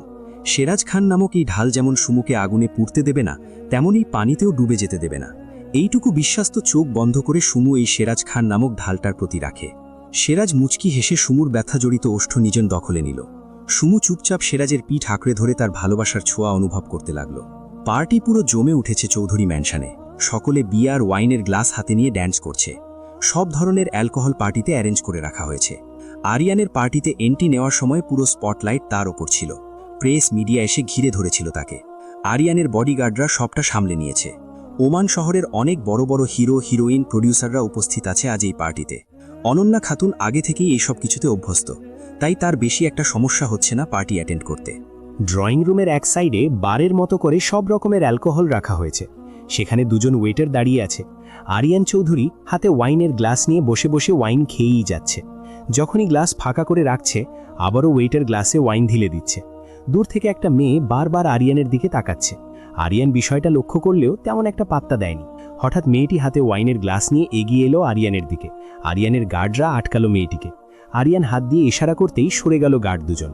মেয়েটি এসে আরিয়ানের সামনে দাঁড়ালো। আরিয়ানের সামনে হাত বাড়িয়ে দিয়ে বলল, hey handsome man, dance with me. Aryan কোনো কথা বলল না। মেয়েটিকে পূর্ণ দৃষ্টিতে দেখে বাঁকা হাসল সে। এক চুমুকে পুরো গ্লাসটা ফাঁকা করে মেয়েটির হাতে হাত রেখে উঠে দাঁড়ালো। মেয়েটি খুব খুশি হলো। মেয়েটি আরিয়ানকে নিয়ে সবার সাথে মিশে গিয়ে ড্যান্স করতে লাগলো। পার্টির অনেকে মেয়েটির ভাগ্য দেখে আফসোস করল। আবার অনেকে বলল, নেহা সেনগুপ্ত ওমানে খুব ফেমাস একজন হিরোইন, তার সাথে আরিয়ান চৌধুরীর মতো হিরো ড্যান্স করতেই পারে। ড্যান্স করতে করতে আরিয়ান আর নেহা পার্টি থেকে হঠাৎ গায়েব হয়ে গেল। আরিয়ানের ড্রাইভার গাড়ি ড্রাইভ করছে। আরিয়ান আর নেহা ব্যাকসিটে বসে একে অপরের গায়ের সাথে মিশে আছে। আরিয়ানের হাতে বিয়ারের বোতল। আপাতত দুজনের শেষ গন্তব্য কোনো এক 5 স্টার হোটেলের বেড। তবে তার আগে অবশ্যই আরিয়ান চৌধুরী মেয়েটিকে পরীক্ষা করে নেবে। যদি মেয়েটি অন্যের ইউজ করা হয় তাহলে অন্য মেয়ের ব্যবস্থা করে নেবে আরিয়ান চৌধুরী। সকাল থেকেই সুমু আর সিরাজের অবস্থা কাহিল। ঠান্ডায় একের পর এক হাঁচি দিয়েই চলেছে তারা। দুজনে মিলে এই নিয়ে 20 কাপ আদা চা শেষ করেছে। আইয়ুবরা ওদের দুজনের অবস্থা দেখে মিটিমিটি হেসেছে আর সিরাজের পিছনে লেগেছে। এখন ব্যালকনিতে ল্যাপটপের সামনে হাতে চায়ের কাপ নিয়ে বসে আছে সিরাজ। সুমুর বেডের ওপর উপুর হয়ে শুয়ে ফোন বেডের ওপর রেখে ফোনে কিছুক্ষণ পরপর স্ক্রল করছে আর কি যেন দেখছে। পাশে চায়ের কাপ থেকে ধোঁয়া উঠছে। সিরাজ এক পলক পিছনে ফিরে সুমুকে দেখল। সে সামনে তাকিয়ে ল্যাপটপে মন দিতে দিতে বলল, আমি ফোনটা আছাড় মেরে ভাঙার আগে ফোন থেকে নজর সরিয়ে চাটা শেষ করো। সুমুর ফোনে এতটাই ডুবে আছে যে সেরাজের কথা কান পর্যন্ত পৌঁছায়নি তার।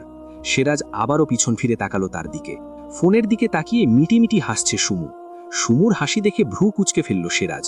সুমু কোনো ভিডিও দেখে হাসছে না, এটা সেরাজ শিওর, কারণ ভিডিওর আওয়াজ একটু হলেও সেরাজের কানে আসতো। তার উপর সুমুর কানে ইয়ারফোন পর্যন্ত নেই। তাহলে হাসির কারণটা কি জানার জন্য উঠে দাঁড়ালো সে ধীরে গিয়ে দাঁড়ালো সুমুর পেছনে।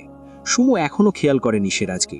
সেরাজ ভ্রু কুঁচকে তাকিয়ে দেখল ফোনের স্ক্রিনের ওপর বাংলা ওয়ার্ডে অনেক কিছু লেখা, আর সেগুলো পড়েই সুমু হাসছে। সেরাজ একটু ঝুঁকে ফোনটা নিয়ে নিল। সুমু আচকানি বলে উঠল, এই কোন শালারে? কথাটা বলে শোয়া থেকে উঠে তাকাতেই চোখ চড়ক গাছ তার। ভুল মানুষকে ভুল কথা বলে ফেলেছে ভেবে দাঁত দিয়ে জিভে কামড়ে ধরল সে। নিজেকে সামলে দাঁত কেলিয়ে হেসে বলল, ও আপনি? হাঁচি দিল সুমু। সিরাজ তখনও সুমুর দিকে একইভাবে তাকিয়ে আছে। সুমু আবারও হেসে বলল, আসলে আমি বুঝতে পারিনি খান সাহেব, ভুল করে বলে ফেলেছি, সরি। আমি তোমার শালা হই? সুমু আবারও দাঁত দিয়ে জিভ কামড়ে দুপাশে মাথা নেড়ে বলল, বালাই ষাট, আপনি আমার শালা হতে যাবেন কোন দুঃখে? আপনি তো আমার বর। ওটা তো ভুল করে বলে ফেলেছি। ফোনে এগুলো কি পড়ে হাসছো তুমি? ও ওটা ওটা তো গল্প। আমি ফোনে সময় পেলেই গল্প পড়ি। মায়েশা আপুর বিয়েতে আসার পর থেকে যা যা হলো, আমি সময়ই পাইনি আর গল্প পড়ার। জানেন কতগুলো গল্প এখনো পড়ার বাকি আছে? এগুলো পড়ে কি লাভ? আর তোমার না ঠান্ডা লেগেছে? এখন গল্প রাখো আর চাটা শেষ করে রেস্ট নাও। এখন এসব পড়লে মাথা ব্যথা করবে। সুমু একবার পাশে থাকা চায়ের কাপটার দিকে তাকিয়ে বেডের উপর হাঁটু মুড়ে বসে সিরাজের গলা জড়িয়ে ধরে বলল, আমার একটা ইচ্ছে আছে খান সাহেব। সিরাজ মুচকি হেসে সুমুর গালের খোঁট ছুঁয়ে বলল, কি ইচ্ছে সুইটহার্ট? সুমু আলতো হেসে বলল, আমিও একটা গল্প লিখতে চাই খান সাহেব, আপনাকে আর আমাকে নিয়ে। সিরাজ ভ্রু কুঁচকে সুমুর দিকে তাকিয়ে বলল, এতে লাভ? শুধু শুধু চোখ নষ্ট করে কোনো লাভ নেই। তোমার এখনো আমাকে ফুল নেকেড দেখা বাকি আছে। এসব গল্প লিখতে হবে না তোমাকে। সুমু কিছুটা লজ্জা পেলেও জেদ ধরে বসে রইল। সে যখন বলেছে গল্প লিখবে, তার মানে সে লিখবেই। সিরাজ বাধ্য হলো সুমুর জেদের কাছে নিজের পরাজয় স্বীকার করতে। সে অনুমতি দিল তাকে গল্প লেখার, তবে তার সাথে কিছু শর্তও জুড়ে দিল। সুমু সব শর্ত মেনে নিতে রাজি হলো। খুশিতে আটখানা সুমু। সে সিরাজের গালে আলতো করে ঠোঁট ছোঁয়ালো। সুমুর আচমকা ঘটানো কাজে সিরাজ অবাক হলো, তবে মুখে কিছুই বলল না। সুমু লজ্জা পাবে ভেবে। আর এমনিতেও এখন সুমুর লজ্জা মাখা মুখটা দেখলে সিরাজের সুমুকে কাছে পেতে ইচ্ছে করবে, তাই সে চেপে গেল ব্যাপারটা। সুমুর পাগলামি দেখে সিরাজ আলতো হেসে বলল, গল্প লিখবে তা ঠিক আছে, তবে গল্পের নাম আর পেজের নাম কি দেবে তা ঠিক করেছ? সুমু কিছুটা ভেবে বলল, যা আমার তা আপনার, আর যা আপনার তা আমার। আর তাই পেজটা শুধু আমার একার হবে না, আপনারেও হবে। তাহলে সুমাইয়ার সুমু আর সিরাজের রাজ, তাই আমি পেজের নাম দেব সুমুরাজ। নামটা সুন্দর না? সিরাজ মুচকি হেসে বলল, খুব সুন্দর সুইটহার্ট। আর গল্পের নাম কি দেবে? সুমু এবার আর ভাবল না। সে না ভেবেই বলল, গল্পটা যেহেতু আপনাকে আর আমাকে নিয়ে লিখব, আর আমার জীবনের সবথেকে গুরুত্বপূর্ণ আর ভালোবাসার মানুষটা যেহেতু আপনি, সেহেতু গল্পের নাম হবে খান সাহেব। সিরাজ আবারও হাসল। সুমুকে নিজের সাথে জড়িয়ে নিয়ে চায়ের কাপটা সুমুর হাতে দিয়ে বলল, খুব সুন্দর নাম সুইটহার্ট। সুমু চায়ের কাপে চুমুক ওশালো। সিরাজ আলতো করে সুমুর কপালে ঠোঁট ছুঁয়ে দিল। আফতাব চৌধুরী পেছনে 2 হাত বেঁধে গার্ডেনে পায়চারি করছেন। সকাল থেকেই তিনি তার একমাত্র গুণধর পুত্রকে 100 বার কল করেছেন, কিন্তু আরিয়ান একবারও কল রিসিভ করেনি। আফতাব চৌধুরী কাল রাত থেকেই বড্ড ক্ষেপে আছে ছেলের ওপর। হঠাৎ বাড়ির গেট দিয়ে সাই সাই করে 2টো হোয়াইট মার্সিডিজ ঢুকলো। সামনের গাড়ি থেকে 4 জন গার্ড নেমে দৌড়ে গিয়ে পেছনের গাড়ির দরজা খুলে দিল। গাড়ি থেকে নেমে দাঁড়ালো আরিয়ান। আরিয়ান ঠিকমতো সোজা হয়ে দাঁড়াতে পারছে না বলে গার্ড 2 জন তাকে ধরতে নিলে সে হাত দিয়ে বারণ করে দিল। সরে গেল গার্ড 2 জন। সে দুলতে দুলতে এগিয়ে গেল। আফতাব চৌধুরী ছেলের কাণ্ড দেখে ভ্রু কুঁচকে ছেলের সামনে এসে দাঁড়ালো। তিনি একটু সময় নিয়ে গম্ভীর স্বরে বললেন, কাল থেকে কতবার কল করেছি তোমায়, কল পিক করছিলে না কেন? ও ড্যাড, আমি অনেক বিজি ছিলাম, আর ব্যস্ততার সময় আমাকে বারবার কল করবে না তো, বিরক্ত লাগে। আফতাব চৌধুরী হুঙ্কার করে বললেন, এখানে এসেই এসব অসভ্যতা না করলে চলছিল না তোমার? Oh come on dad, it's called addiction, not অসভ্যতা।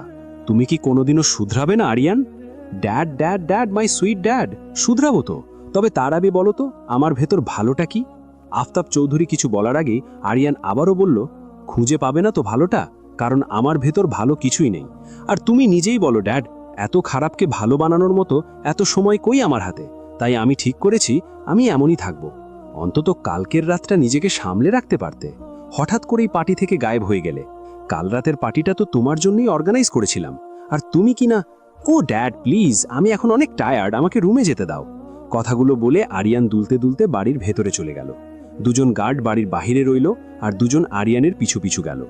আফতাব চৌধুরী হাতসার নিঃশ্বাস ফেলে ছেলের যাওয়ার দিকে তাকিয়ে রইলেন। বিকাল 4টে বাজে। আরিয়ান ঘুম থেকে উঠল, ফ্রেশ হয়ে আয়নার সামনে দাঁড়িয়ে নিজে দেখতে লাগলো। পরনে একটা টাওয়ালে, বুক আর পিঠের ওপর দিয়ে পানি গড়িয়ে পড়ে টাওয়াল ভিজে যাচ্ছে। চুল দিয়ে টপ টপ করে পানি পড়ে মেঝে ভিজে যাচ্ছে। বেড থেকে অ্যাপল কোম্পানির ফোনটা হাতে তুলে নিল সে। আবারও ড্রেসিং টেবিলের সামনে এসে ক্যামেরা অন করে মিররের ভিতর দিয়ে নিজের একটা হট পিক নিল। তারপর ইনস্টাগ্রামে ঢুকে হট শাওয়ার ক্যাপশন লিখে ছবিটা পোস্ট করল। আপলোডের সাথে সাথে লাইক কমেন্টের জোয়ার বয় গেল। সে কমেন্ট চেক না করে বেরিয়ে গেল ইনস্টাগ্রাম থেকে। ড্রেসিং টেবিলের সামনে দাঁড়িয়ে নিজেকে পরিপাটি করতে ব্যস্ত হয়ে পড়ল। ঘড়ির কাঁটায় সময় সন্ধ্যা 7:30। সিরাজ ব্যালকনিতে বসে আছে, চোখ দুটো তার ফোনে আটকে আছে। সুমু রিসর্টের কিচেনে খুব সুন্দর করে চা বানাচ্ছে, কারণ তার খান সাহেব কফির থেকে চা বেশি পছন্দ করে। সে 2 কাপ চা ট্রেতে করে নিয়ে এসে দাঁড়ালো সিরাজের সামনে। 1 কাপ চা সিরাজের হাতে দিয়ে অন্য কাপ চা টেবিলের ওপর রাখল। ট্রেটা নিয়ে কিচেনে রেখে এসে আবারও ব্যালকনিতে গিয়ে দাঁড়ালো। সে সিরাজের পাশের চেয়ারে বসতে গেলে সিরাজ তার কোমর আঁকড়ে ধরে নিজের উরুর ওপর বসালো। নিজের কাপটাতে একবার চুমুক দিয়ে সুমুর ঠোঁটের সামনে ধরল। সুমু মুচকি হেসে চায়ের কাপে চুমুক বসালো। সিরাজ ঠোঁটের কাছ থেকে কাপ সরিয়ে এনে নিজে আবারও চুমুক বসিয়ে বলল, নাও পারফেক্ট। সুমু ভ্রু কুচকে তাকিয়ে বলল, কি? সিরাজ হালকা দুষ্টু হেসে বলল, সুগার। সুমু আলতো হেসে আবারও সিরাজের হাত থেকে কাপটা নিতে গেল। সিরাজ চায়ের কাপটা দূরে সরিয়ে বলল, now it's only mine, I can't share with you any more sweetheart. Sumu কিছুক্ষণ সিরাজের দিকে তাকিয়ে রইল। সে টেবিল থেকে চায়ের কাপটা নিয়ে চুমুক বসালো। সিরাজ নিজের চাটা শেষ করে টেবিলের ওপর কাপটা রেখে টেবিল থেকে ফোনটা হাতে নিয়ে ইনস্টাগ্রামে ঢুকল।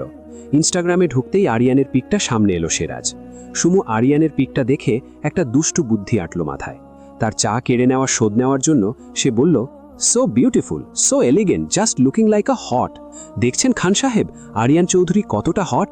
হাতের ফোনটা দূরে ছুঁড়ে ফেলে দিল সিরাজ। মুহূর্তেই ফোনটা ভেঙে চূর্ণ বিচূর্ণ হয়ে গেল। সুমু ভয়ে চোখ মুখ খিচে বন্ধ করে ফেলল।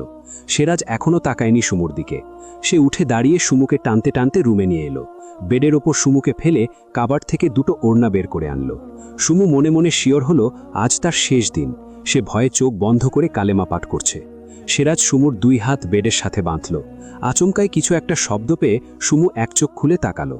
এক চোখ দিয়ে পুরো রুম পর্যক করে সে দেখল রুমের কোথায় সিরাজ নেই। 2 চোখ মেলে তাকালো সে। ঘন ঘন চোখের পল্লব নেড়ে আবারও পুরো রুমে চোখ বোলালো। না, কোথাও তার খান সাহেব নেই। সুমুর ভ্রু কুচকে এলো।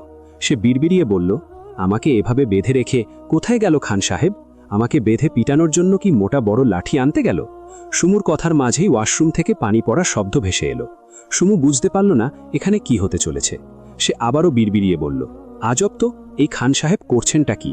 ঠিক তখনই ওয়াশরুমের দরজা খোলার শব্দ হলো। ওয়াশরুমের দরজার দিকে তাকিয়ে সুমুর চোখ কপালে উঠে গেল। সিরাজ মাত্র শাওয়ার নিয়ে বেরিয়েছে, পরনে টাওয়েল, শরীরটা একটুও মুছেনি। টপ টপ করে চুল, বুক বেয়ে পানি পড়ছে। সুমু এমন দৃশ্য দেখে ঢোক গিলল। সিরাজ এগিয়ে এলো সুমুর কাছে। সে 2 হাত সুমুর 2 কাঁধের পাশে রেখে ঝুঁকে রইল সুমুর ওপর। তারপর সুমুর মুখের ওপর ফু দিয়ে তার কপালের ওপর চলে আসা অবাধ্য চুলগুলোকে সরিয়ে দিল। সুমু নির্লজ্জের মতো ড্যাব ড্যাব করে তাকিয়ে আছে সিরাজের দিকে। সে আবারও বড় করে ঢোক গিলে বলল, আপনি এইভাবে এখন কেন? ঠান্ডা। সিরাজ বাঁকা হাসল। সে সুমুর ঠোঁটের ওপর হাত রেখে বলল, হট লাগে? সুমু পুনরায় ঢোক গিলে বলল, আসলে খান সাহেব, আমি তখন উফ সুইট হার্ট, হট লাগে কিনা বলো? সুমু চোখ বন্ধ করে একবার বড় করে নিঃশ্বাস ছাড়ল। এতেই সিরাজ তার উত্তর পেয়ে মুচকি হাসল। সুমু চোখ মেলে তাকানোর আগেই সিরাজ সুমুর গলায় মুখ গুজে পড়ে রইল। সিরাজের ঠান্ডা শরীরের স্পর্শে কেঁপে উঠল সুমু। সিরাজ মুখ তুলে সুমুর 2 হাতের বাঁধন খুলে দিয়ে আবার সুমুর গলায় মুখ গুজল। হাত ছাড়া পেয়ে সুমু সিরাজের উন্মুক্ত পিঠ আঁকড়ে ধরল। সিরাজ মুচকি হেসে বলল, Your sketch pen is your nails. Your personal notebook is my bag, sweetheart. সুমু মৃদু লজ্জা পেয়ে আরও জোরে আঁকড়ে ধরল সেরাজকে। সেরাজ গলা থেকে মুখ তুলে তাকিয়ে রইল সুমুর লজ্জামাখা মুখটার দিকে। এই লজ্জামাখা মুখটা সেরাজের ভীষণ রকমের পছন্দের। সেরাজের আজ কোনো বাধা মানতে ইচ্ছে করছে না।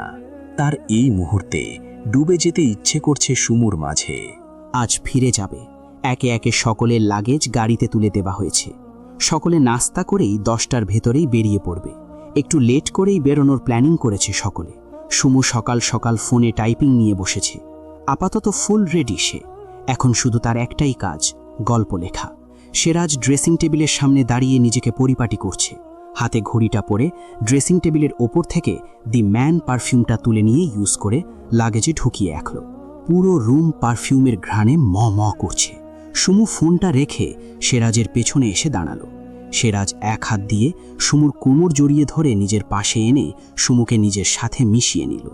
আয়নাতে দুজনের চোখ একে অপরকে দেখছে। সুমু চোখ বন্ধ করে সেরাজের শরীর থেকে ঘ্রাণটা বুক ভরে টেনে নিয়ে বলল, আপনার সাথে আমাকে মানায় না খান সাহেব। আপনার স্কিন টোন আমার স্কিন টোনের থেকেও অনেক বেশি উজ্জ্বল। আপনার পাশে দাঁড়ালো আমাকে কালো মনে হয়। সেরাজ সুমুকে নিজের দিকে ঘুরিয়ে বলল, তুমি যদি কোনোদিনও আমার চোখ দিয়ে তোমাকে দেখতে পারতে, তাহলে নিঃসন্দেহে তুমি নিজেই নিজেকে পৃথিবীর সব থেকে সুন্দর নারীর উপাধি দিতে। আপনাকে একটা প্রশ্ন করব খান সাহেব। ওফ সুইট হার্ট, তুমি আবার আমার কাছে পারমিশন চাইছো? আমি তোমাকে বলেছি না? আচ্ছা সরি, তাহলে প্রশ্নটা শুনুন। আপনার এই পারফিউম দুইটার মানে আমি বুঝি না। একটা দি ম্যান, যেটা আপনি অলওয়েজ ইউজ করেন, আর একটা হলো ডার্ক সাইড, যেটা আপনাকে এখন পর্যন্ত আমি ইউজ করতে দেখিনি। আর ডার্ক সাইড পারফিউমটা কেমন মাফিয়া টাইপ। এমন মাফিয়া টাইপ নামের পারফিউম আপনি কেন ইউজ করেন? সেরাজ সুমুর প্রশ্নে থতমত খেয়ে গেল। সে কিছু বলার আগেই বাহির থেকে রাহিনের ডাক ভেসে এলো। সেরাজ সুমুর হাত ধরে বলল, চলো ব্রেকফাস্ট করে আসি, সকলে ডাকছে। সেরাজ সুমুকে নিয়ে বাহিরে বেরিয়ে এলো। সকলে ওদেরই অপেক্ষায় বসে আছে। দুজনে গিয়ে পাশাপাশি দুটো চেয়ারে বসল। নিজেদের পছন্দ মতো খাবার প্লেটে নিল। সকলে একসাথে নাস্তা করতে ব্যস্ত হলো। রুমে এসে সুমু আবারও ফোনটা নিয়ে ফেসবুকে ঢুকল। সেরাজ ব্যালকনিতে বসে ল্যাপটপে কিছু একটা করতে লাগলো। 10টায় বেরোবে তারা। এখন 9:45 বাজে। গাড়িতে সব লাগেজও তোলা হয়ে গেছে তাদের। মাত্র খেয়েছে বলে এই 15 মিনিট সকলে রেস্ট নিচ্ছে। সুমু ফেসবুকে গার্লস ড্রেস কালেকশনের বিভিন্ন পেজে ঢুকে ড্রেস দেখছে। কিনুক আর নাই কিনুক, কালেকশন দেখতে তার ভালো লাগে। হঠাৎ একটা pencil off shoulder western dress দেখে মাথায় দুষ্টু বুদ্ধি এলো তার। পিকটা ফোনে সেভ করে হোয়াটসঅ্যাপে গিয়ে পিকটা সেরাজকে সেন্ড করে লিখল, I really want to wear this outfit. টেক্সটটা সেন্ড করে সুমু ব্যালকনির দিকে তাকিয়ে মুচকি হেসে আবারও ফোনে নজর দিল। সুমু টেক্সট করার 2 মিনিটের মধ্যে সেরাজ টেক্সটটা সিন করল। সে সুমুর টেক্সটের কোনো উত্তর না দিয়ে ব্যালকনি থেকে রুমে উঠে এলো। তারপর ক্যাবার্ড থেকে কিছু একটা নিয়ে আবারও ব্যালকনিতে চলে গেল। সেরাজের কোনো রেসপন্স না পেয়ে সুমু অবাক হয়ে তাকিয়ে রইল ব্যালকনির দিকে। হঠাৎ ফোনে টুংটুং করে দুবার শব্দ হতেই ফোনের দিকে নজর দিল সে। হোয়াটসঅ্যাপে ঢুকে দেখল সেরাজ একটা পিক সেন্ড করেছে তাকে। সে ছবিতে দেখল সেরাজের হাতে বেল্ট প্যাঁচানো। পিকের নিচে ছোট্ট একটা টেক্সটে লেখা, ওয়াই নট ডার্লিং। সুমু বড় করে ঢোক গিলে ফোনটা হাতে নিয়ে চুপচাপ বেরিয়ে গেল রুম থেকে। সেরাজ সুমুকে ভয়ে পালিয়ে যেতে দেখে মিটিমিটি হাসল। ল্যাপটপের কাজ শেষ করে ল্যাপটপ হাতে নিয়ে সেও বেরিয়ে গেল রুম থেকে। গাড়ি চলছে নিজ গতিতে। ঘড়ির কাঁটায় সময় রাত 1:15। রাহিনরা অনেক আগেই সেরাজদের পিছনে ফেলে অনেক দূরে এগিয়ে গেছে।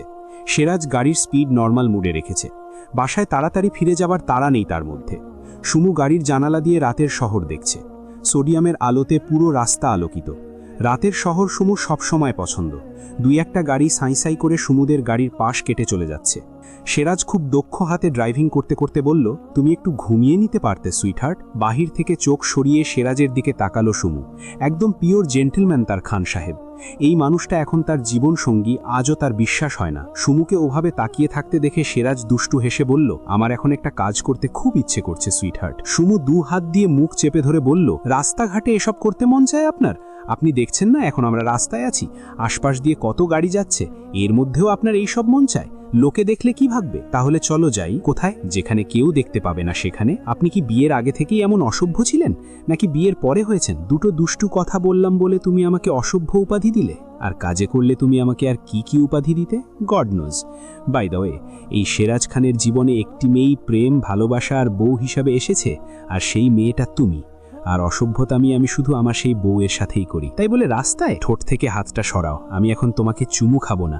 সেরাজ খান যেখানে সেখানে রোম্যান্স করে না। তাহলে আপনি যে বললেন কিছু একটা করতে ইচ্ছে করছে, তাহলে সেটা কি? তোমাকে কোলের ওপর বসিয়ে লজ্জা দিতে ইচ্ছে করছে। সুমু ভ্রু কুচকে তাকালো সেরাজের দিকে। সেরাজ পুনরায় বলল, এখন তোমাকে কোলের ওপর বসালে আমার গাড়ি ড্রাইভ করা বাদ দিয়ে অন্য কিছু ড্রাইভ করতে ইচ্ছে করবে, তাই আপাতত কোলের ওপর বসালাম না। অ্যান্ড মোস্ট ইম্পর্ট্যান্ট, তোমাকে তো সবার আগে আমার টাচের যোগ্য হতে হবে, আর তাই এই ইচ্ছাটাকে দমিয়ে রাখলাম। সুমু একটু চেঁচিয়ে বলল, চুপ করুন। সেরাজ বাঁকা হেসে বলল, চুপ করলে তোমাকে লজ্জা দিব কি করে সুইটহার্ট? আমাকে লজ্জা দিয়ে কি পান আপনি? শান্তি। তোমার লজ্জামাখা মুখটা দুনিয়ার সবথেকে বেশি লোভনীয়, সুন্দর, শান্তিপূর্ণ, আবেদনময়ী জিনিস, যেটা দেখলে এই সেরাজ খান শান্তি পায়। একটু থামলো সেরাজ, হ্যান্ড ঘড়ি থেকে সময়টা চেক করলো সে। সুমু জানালা দিয়ে বাহিরে তাকিয়ে বলল, স্টপ দ্য কার খান সাহেব। ওয়াই? প্লিজ থামান। সেরাজ ব্রেক কষল। গাড়ি থামাতেই সুমু গাড়ি থেকে নেমে দাঁড়ালো। পুরো রাস্তা শুনশান। সুমু পায়ের থেকে জুতো খুলে গাড়িতে রাখতে যেতেই সেরাজ জুতো জোড়া সুমুর হাত থেকে নিয়ে নিল। সে বাঁ হাতে জুতো জোড়া ধরে ডান হাত দিয়ে সুমুর হাত ধরে আস্তে আস্তে সামনের দিকে হাঁটা ধরল। দুজনেই হেঁটে গাড়ি থেকে অনেকটা দূরে চলে এলো। আচমকাই সুমুর একটা আজব আবদার মাথায় আসলো। সে হাঁটা বাদ দিয়ে সেরাজের দিকে ঘুরে তাকালো। সুমুর তাকানো দেখে সেরাজের আর বুঝতে বাকি নেই যে তার প্রেয়সীর এমন করে তাকানোর মানে কি। সে খুব ভালো করেই বুঝতে পারছে সুমু এখন কিছু একটা চাইবে। সুমু কিছু বলার আগেই সেরাজ বলল, বলে ফেলো, কি বলতে চাও? সুমু ঘন ঘন কয়েকবার চোখের পলক ঝাপটে বলল, আমার অনেক ইচ্ছা নিজের প্রিয় মানুষটার সাথে কোনো এক জ্যোৎস্না রাতে ফাঁকা শুনশান রাস্তায় হাত ধরে হাঁটবো আর ড্যান্স করব। ওই যে একটা ভিডিও আছে না, দুজন ভালোবাসার মানুষ রাতের বেলা একসাথে ডান্স করে, ওই যে ওই গানটা। ওয়েট, আপনাকে দেখাই, ফোনটা বের করুন। সেরাজ কোনো কথা ছাড়াই পকেট থেকে ফোনটা বের করে সুমুর হাতে দিল। সকালেই রাহিনার স্যান্ডিকে দিয়ে নতুন ফোন আনিয়েছে সেরাজ। সুমু ইউটিউব থেকে ভিডিওটা সার্চ করে সেরাজকে দেখালো। ভিডিওটা দেখে সেরাজ বলল, তুমি জীবনটাকে সিনেমার মতো ভাবো সুইটহার্ট। সুমু একটু উচ্চস্বরে হেসে বলল, জীবনটা কি কখনো সিনেমার মতো হয় খান সাহেব? যারা অভিনয় করে, মানে সিনেমার হিরো হিরোইনরা, তাদের আসল জীবনটাও তো সিনেমার মতো হয় না। কিন্তু আমার জীবনের একটা ঘটনা সিনেমার মতো ঘটেছে। কোন ঘটনা সুইটহার্ট? আপনাকে নিজের জীবনসঙ্গী হিসাবে পাওয়ার ঘটনাটা। সেরাজ আলতো হেসে সুমুর দেখানো ভিডিওটা আবারও দেখল। সে ফুল গানটা অডিও ডাউনলোড করল। গানটা প্লে করে ফোনটা পকেটে রেখে সুমুর হাত ধরে রাস্তার মাঝে নিয়ে এলো। সুমুর কানের কাছে ফিসফিসিয়ে বলল, আমি তোমার কোনো ইচ্ছা অপূর্ণ রাখব না সুইটহার্ট। হোক সেটা সিনেম্যাটিক, তবুও পূরণ করব। স্বপ্ন দেখার আর আবদার করার অধিকার শুধু তোমার, আর সেগুলো নিখুঁতভাবে পূরণ করার দায়িত্ব শুধু আমার। কথাগুলো বলেই এই ফাঁকা শুনশান রাস্তার মধ্যে সেরাজ সুমুর সাথে ডান্স করতে শুরু করল। গানের প্রথম কলি শেষ হতেই সেরাজ সুমুর কোমর ধরে টেনে নিজের কাছে নিয়ে এলো। লম্বায় সুমু সেরাজের কাঁধ সমান। সে পা উঁচু করে সেরাজের গলা সমান হতেই সেরাজ তার কোমর ধরে উঁচু করে নিজের দু পায়ের ওপর তার দু পা রাখল। সুমু দু হাত দিয়ে সেরাজের গলা জড়িয়ে ধরল। দুজনে কপালে কপাল ঠেকিয়ে চোখ বন্ধ করে রাখল। দুজনের কানে ভেসে এলো গানের মিষ্টি একটা লাইন, ये क्या बात है आज की चांदनी में कि हम खो गए प्यार की रागिनी में, ये बाहों में बाहें, ये बहकी निगाहें, लो आने लगा जिंदगी का मजा, ये रातें, ये मौसम, नदी का किनारा, ये चंचल हवा। गाने लाइनটা শুনে সেরাজ নিঃশব্দে দুষ্টু হেসে বলল, one day mixing our drinks, mixing our music taste, mixing our lips, mixing our hand, mixing our body and mixing our sperm. কথাগুলো সুমুর কানে পৌঁছতেই চোখ মেলে তাকালো সে। সেরাজের পায়ের উপর থেকে নেমে কোমরে দুই হাত বেঁধে দাঁড়িয়ে বলল, আপনি সবসময় আমাকে লজ্জায় ফেলেন। আপনি আপনি একটা অসভ্য, ফাজিল, নষ্ট পুরুষ। সবসময় ছি মার্কা কথা আপনার ঠোঁটের আগায় লেগেই থাকে। কথাগুলো বলে সুমু রাস্তার উপর থেকে জুতো জোড়া পরে নিল। তাড়াহুড়ো করে হেঁটে যেতেই রাস্তার উপর পড়ে থাকা ইটের টুকরোতে লেগে সে পড়ে যেতে নিলেই সেরাজ ধরে নিল তাকে। সুমু পড়ে যাওয়া থেকে বেঁচে গেলেও তার জুতো জোড়া ছিঁড়ে গেল। সেরাজ লাথি মেরে জুতো জোড়া রাস্তার বাহিরে ফেলতে নিলে সুমু তাকে বাধা দিয়ে বলল, এই জুতো জোড়া ফেলবেন না খান সাহেব, আমার খুব পছন্দের এই জুতো জোড়া। সেরাজ জুতো জোড়া পুনরায় হাতে তুলে নিয়ে সুমুকে কোলে তুলে নিল। দু পা এগিয়ে যেতেই কি যেন মনে করে আবারও দাঁড়িয়ে পড়ল সে। হাত থেকে সুমুর জুতো জোড়া ফেলে দিল রাস্তার ওপর। জুতো জোড়া ফেলে দেওয়াতে সুমু ভ্রুকুচকে তাকিয়ে বলল, আপনি না তখন গাড়ির ভেতর বললেন আপনি যেখানে সেখানে রোম্যান্স করেন না, তাহলে মাত্র এটা কি ছিল? এইটা সত্যি যে আমি যেখানে সেখানে রোম্যান্স করি না, তবে চোখের সামনে এত কড়া ডোজের নেশালো আফিম থাকলে আমি নিজের রুলস ব্রেক করে যেখানে সেখানে রোম্যান্স করতে বাধ্য হই। তাই বলে এই রাস্তার মধ্যে আপনি এইসব করবেন? I could not control myself sweetheart. তোমার ঠোঁট জোড়া আফিমের মতো টানছিল আমাকে। আপনি এমন সুন্দর রোম্যান্টিক নাইটে চোখের সামনে তোমার মতো এত কড়া ডোজের অ্যালকোহল থাকলে আমি একটুখানি টেস্ট করতেই পারি। এইটা আমার জন্য মাত্রই বাধ্যতামূলক করা হয়েছে। আপনি যে বললেন 10 সেকেন্ডের মধ্যে আর আমাকে টাচ করবেন না, তা কুলের উপর রেখে আপনি বুঝি আপনার করা প্রমিস রাখছেন? সুইট হার্ট, প্রমিস করা কথা তো এখনো শুরু হয়নি, তোমাকে গাড়িতে বসানোর পর শুরু হবে। দেখেছো তোমার জন্য আমি কত বড় স্যাক্রিফাইস করলাম। পুরো 10 সেকেন্ড আমি তোমাকে টাচ করব না। এই সুইট হার্ট, 10 সেকেন্ড অনেক বেশি হয়ে যায়, 5 সেকেন্ড করি। হ্যাঁ,